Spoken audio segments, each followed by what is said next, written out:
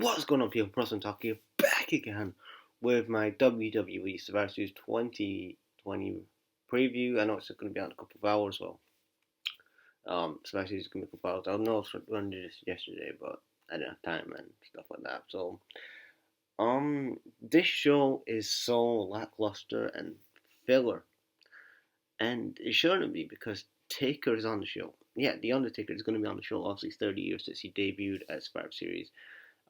The 30 Days of Taker and stuff like that.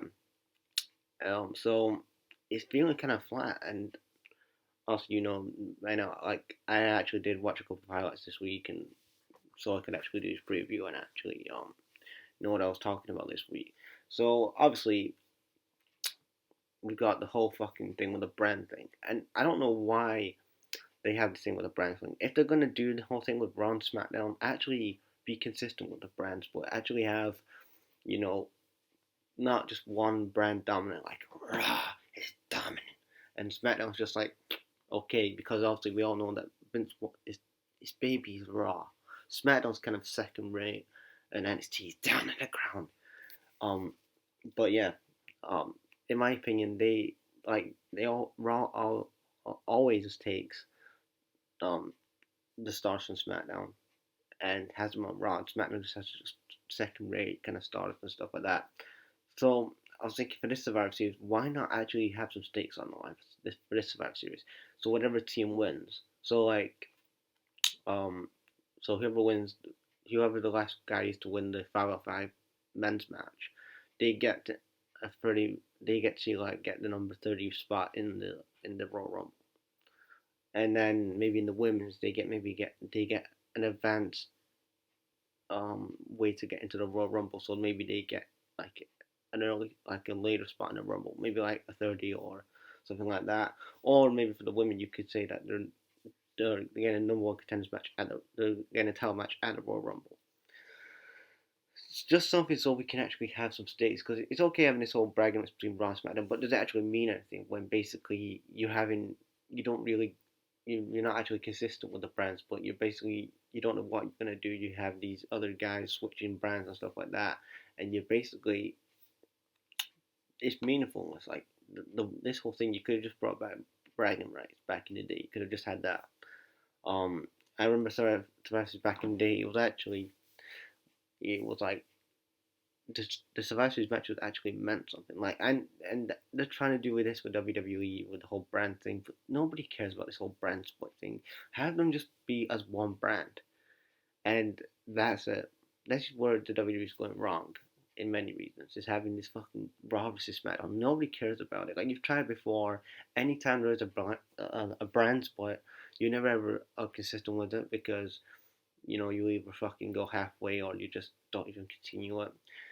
So that's it. In the first match, you've got the New Day versus the Street Profit.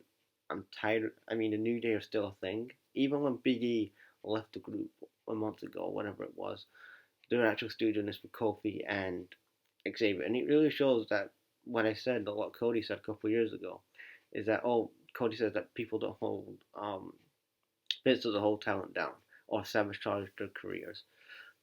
Look at people like some fucking Kofi. Kofi was the first black WWE champion a year ago or whatever it was. The WrestleMania before last, and now he's back in the mid card. It just shows you how much Vince rates him as a talent and as a performer. If he doesn't see world talent in you, which he probably doesn't in Kofi, that was kind of like he did it just for a shock value kind of thing. Then obviously that's what Kofi is. He's just kind of a tag team wrestler in Vince's eyes, which is kind of sad. Which he is a top star and he could be a top star, but I think the only way Kofi's going to become a top star in a main event if he goes to AEW, because he's going to get more creative freedom. But that's more than that. But they need to end this whole thing with a New Day. Like it's boring, it's outdated, it's been done. I think they've done everything they have done. Like they've main evented WrestleMania, they've hosted WrestleMania, they've had Kofi the first Black WWE champion. So basically, they've accomplished everything. Basically, that group is Hall of Fame worthy to a point. And in my opinion, I'll just let Street Profit get the win, and maybe, like I said, at the Rumble, you can have them say, "Oh, we beat the Raw Tag Team Champions, so we should automatically be in contention for the SmackDown Tag Team titles because we beat a Tag Team Champions." And yeah, the plus, it's just a Raw tag title, but actually it meant something because you actually be a champion. So yeah, but they're not gonna take it that seriously. But I'm gonna go for a Street Profit win. Then we have Sami Zayn versus Bobby Lashley, a match I don't care about.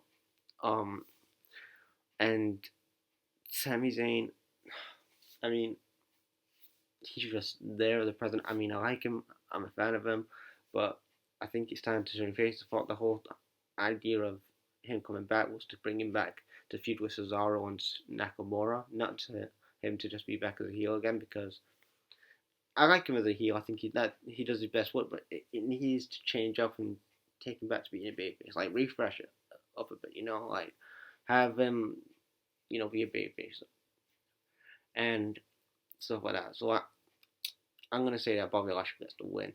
Then we have Sasha versus Bianca Belair. I'm a big fan of Bianca Belair. I think Bianca's gonna get a win.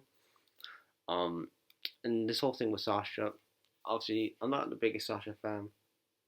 I know that she finally actually retained the title on SmackDown a couple weeks ago and ended that whole voodoo myth thing that she cannot defend the title. She cannot hold on to a title longer than a month, so she actually ended that.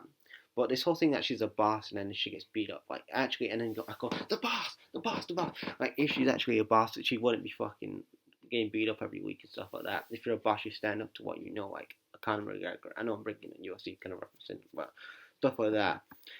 So I'm gonna go for a Bianca Belair win. And then we have the women's match. Um, I can't remember who's in it, so I'm gonna say Raw's gonna win the women's tag match. You know what I mean. Um, then we have Drew McIntyre versus Roman Reigns, the Tribal Chief. Um, I'm just gonna go for a Roman win. Roman Reigns is the only reason why WWE is living by a pulse at the minute. Like he's the only reason why. And Roman Reigns is gonna get the win. The men's match, Raw versus SmackDown. I'm gonna say that. Yeah, I'm gonna say Raw gets the win. I'm gonna say AJ gets the win, and whatever happens there. And I'm surprised actually Big E's not even in this match. They haven't even put Big E even in this match. Like, I thought he was trying to build up this guy. He's actually done fucking barely anything since he's actually broke up from the New Day. Apart from he had a feud with Sheamus, then they broke up the New Day, and then he's basically just another guy. Um, and then obviously we have the main event, the farewell of Taker. Now, I've heard a lot of people think that this could be a work. I'm hoping it's not a. I'm hoping that it's not like a work and he's feuding with somebody. I hope it is an actual farewell because I don't want to see Taker wrestle again because I like.